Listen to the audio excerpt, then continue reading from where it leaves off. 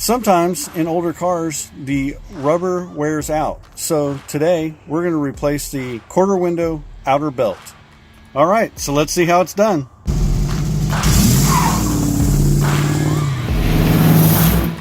My door wipe broke apart, so I had to cover it with tape. And in there I put some paper towels to kind of catch any water that might be leaking. But let's go ahead and pull this off now.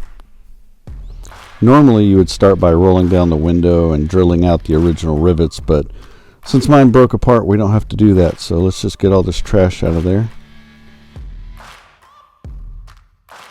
Let's look at what parts we need. We need rivets, we need the door wipe, and we're also going to need a hand riveter. The outer door wipe is for the quarter window, and it comes in a set of 2. Now we need to make sure we have a good fit before we go ahead and drill the holes. As I mentioned, my holes didn't match up, so I had to drill into the frame, and we need 3 holes to make this work. We also, in the packaging, had 2 door wipes, one for the left side, one for the right side. We're only doing the passenger side.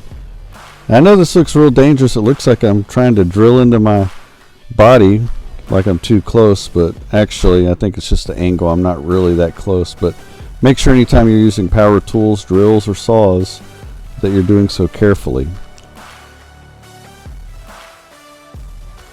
Here we are putting the rivets in.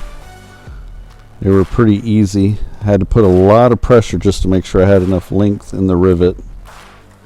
We did receive enough rivets to do both door wipes. And let's take a look and see how this installation went through. Looks like on the hockey stick trim, I'm going to need to clean up the tape residue. That just looked terrible. And here it is installed. I think it was pretty simple installation. It took me about 30 minutes from beginning to end. It's not that difficult. Thanks for watching. Go ahead and subscribe.